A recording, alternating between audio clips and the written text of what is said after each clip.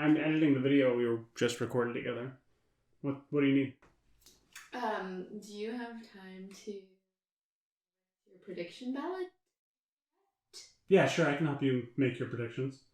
Come on over. I just gotta do one thing first, and then I can help you with that.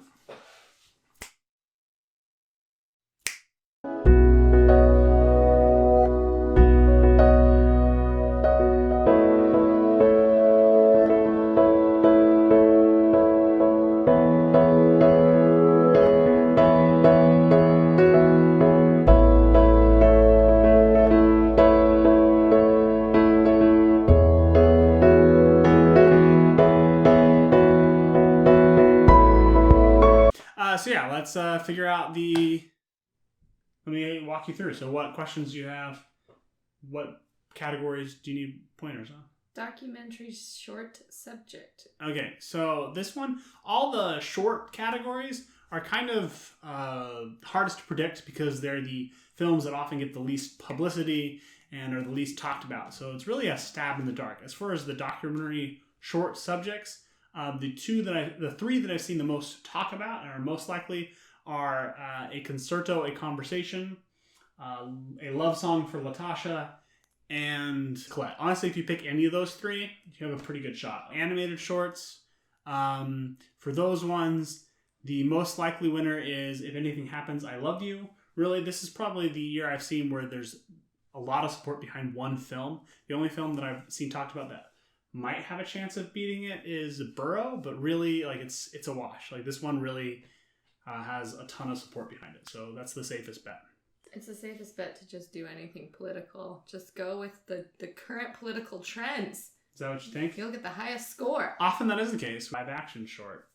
Live action short has the very, very timely Two Distant Strangers nominated, which is about police brutality, and especially given that Oscar voting happened this week as the George Floyd case wrapped up. That's very likely to win that category. The only other film that might have a chance, it was good, is The Letter Room. Was the popular before Two Distant Strangers came out, so it's still possible that it would be spoiled, but I think it's going to be Two Distant Strangers. That's your safest bet. What else do you want pointers on? Makeup and hairstyling. Makeup and hairstyling. Makeup and hairstyling, like costume design, are both... Pinocchio actually might win makeup and hairstyling, but the more likely to win makeup and hairstyling is Ma Rainey's Black Bottom. Really, there's two major contenders for makeup and hairstyling, and it is Ma Rainey's Black Bottom and Pinocchio. The other potential spoiler is Mank. Why is Ma Rainey's Black Bottom there? She just looked greasy the whole time. Did it look convincing that she looked hot and sweaty in a Chicago room? That's why. Because the makeup looks realistic. I'm voting for Pinocchio. You don't have to, but I'm telling you, that's the favorite. Okay, music original score.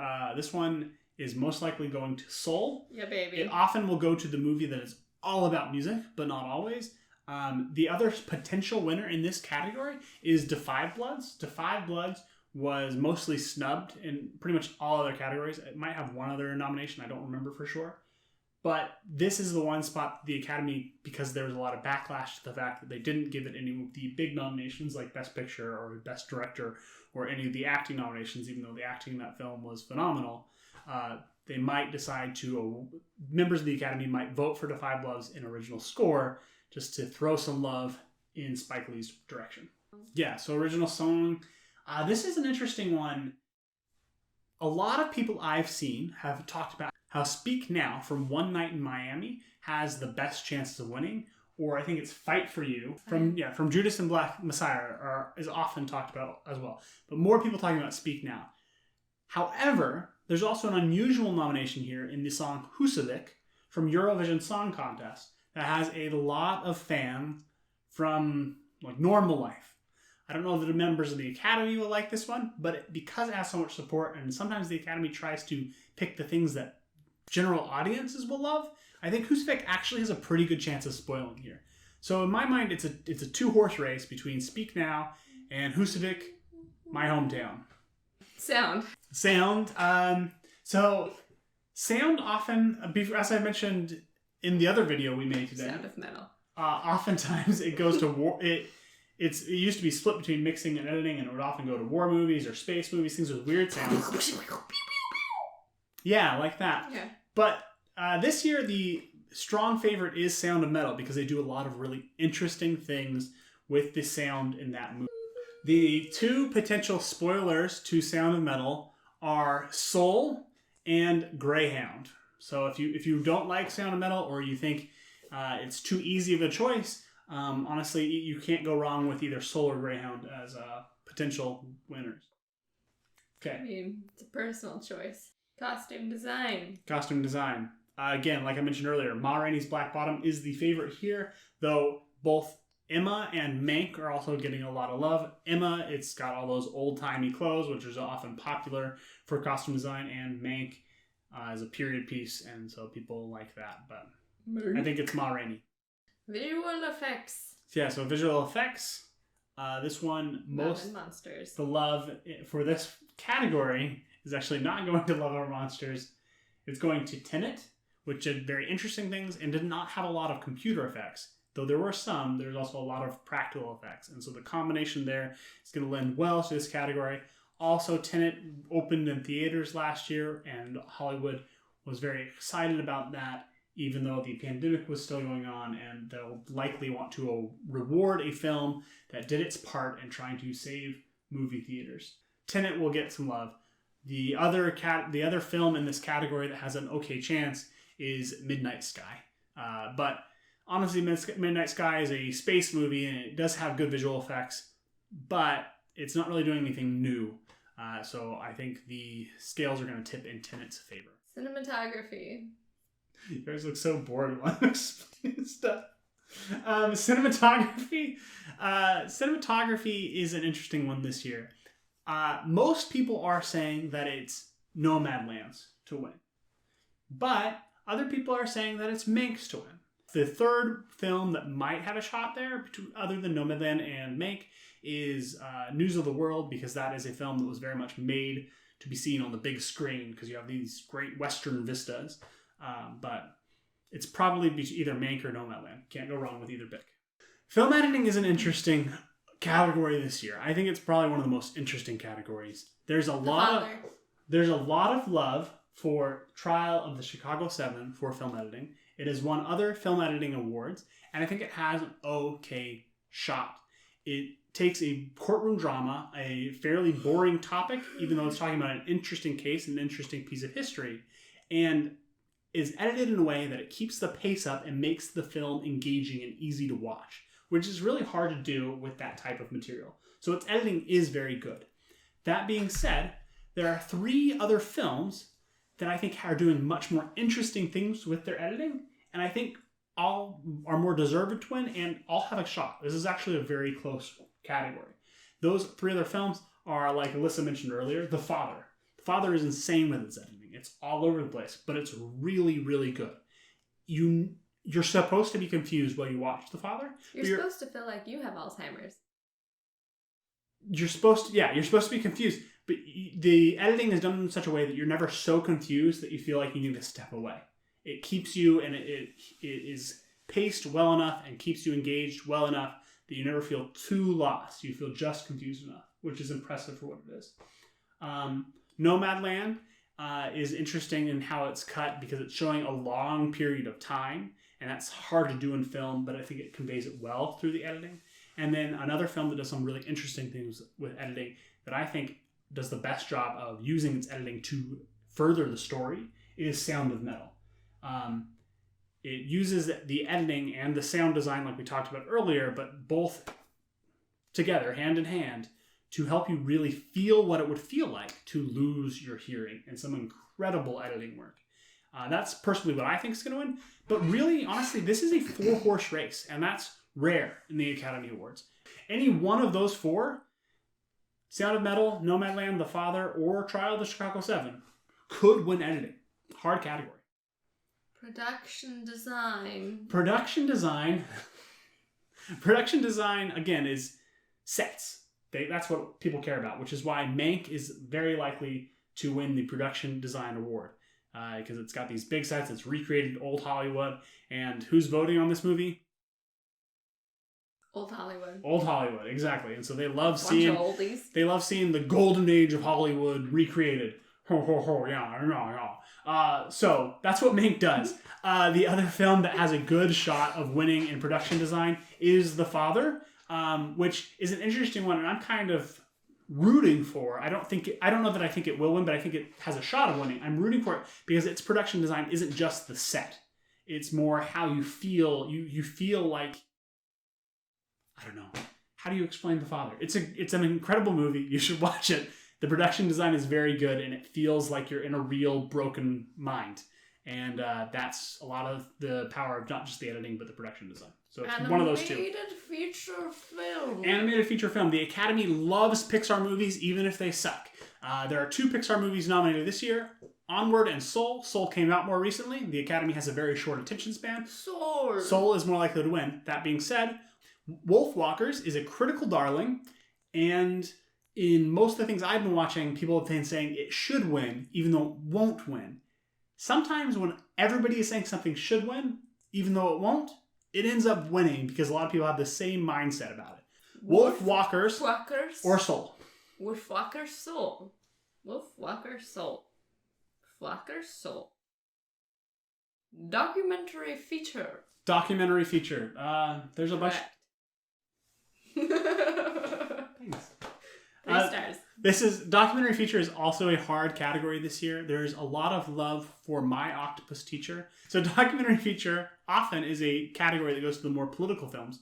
But given how traumatic of a year and politically tense and just tense in general a year 2020 was with the pandemic, with the presidential election, a lot of people are thinking My Octopus Teacher will win because it takes us away from the politics for once with the documentary category. I'm voting Crip Camp.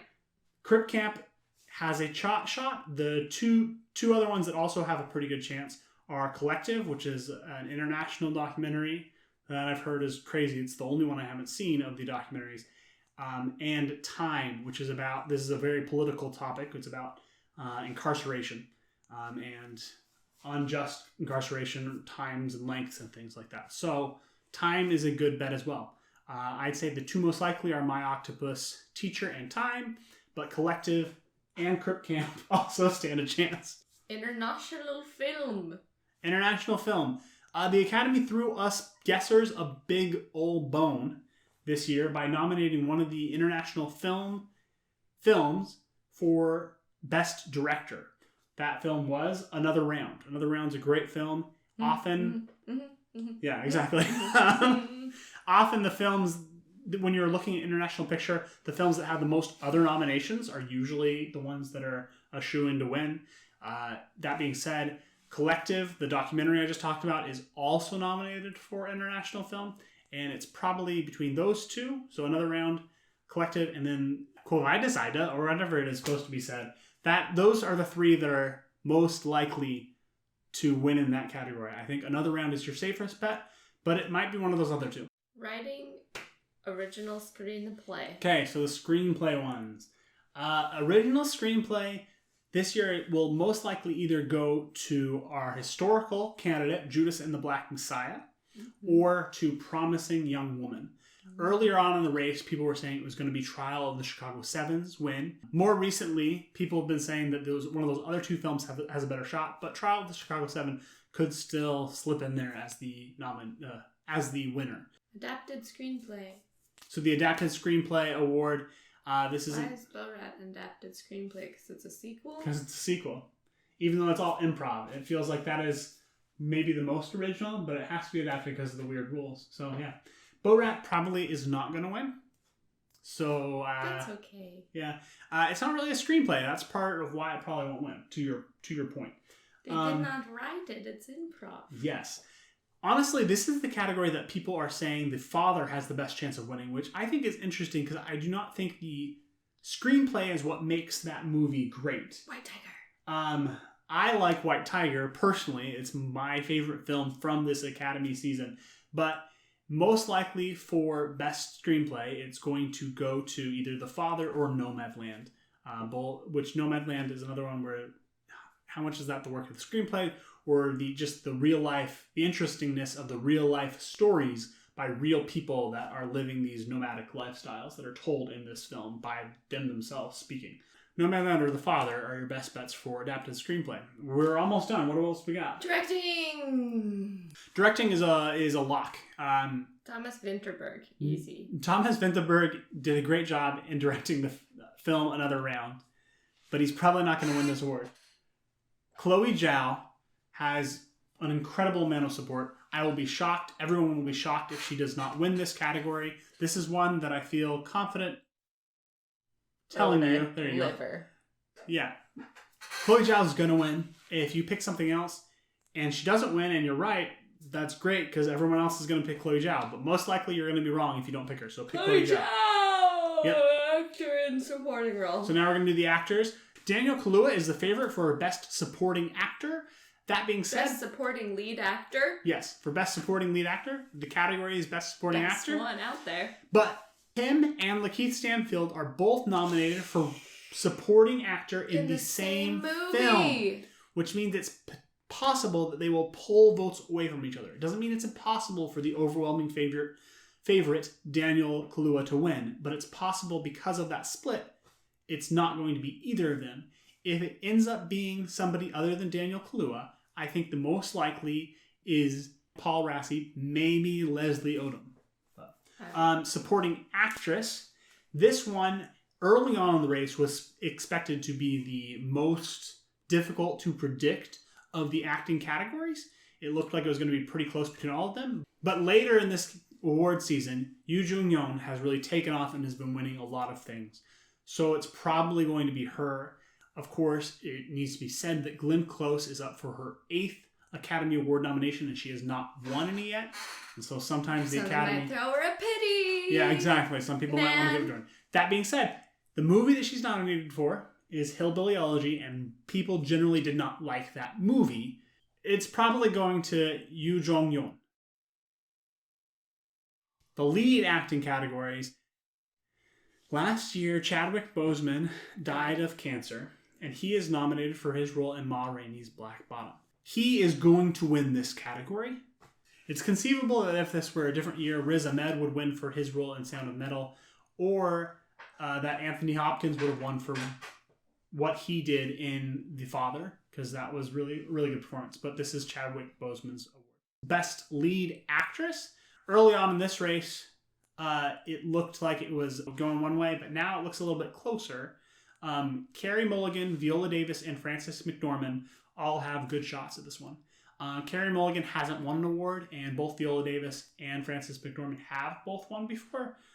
So because of that, I'd say you're safest going with Carey Mulligan, but really any one of those three could win this award.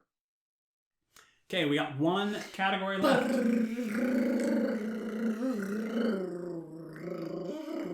Best Picture. Yeah, that's the category you have left. Okay, Best Picture is going to be... Cut to commercial. Yeah, Nomadland. It's probably going to be Nomadland. There's a lot of love also for Minari. There's a little bit of love for Trial of the Chicago 7 earlier on, but not as much lately. Some people think Promising Woman might spoil. Here's the thing. A lot of people are saying a lot of different films might spoil.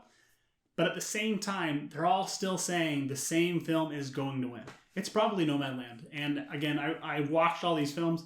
I think Nomadland is a rightful winner in this category. I think it makes sense winning. Submit. Well, great. Thanks for helping me tell people about... Oh, no, thank you. Yeah. Tell people about what they should vote for. But also, if you want to understand what it is about these categories, we also made a video about that. So you can... Yeah. Yes, right there. In the corner, you can click. There'll be a link.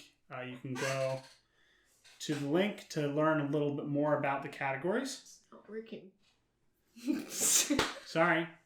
But until next time, thanks for watching. Play hard and watch on.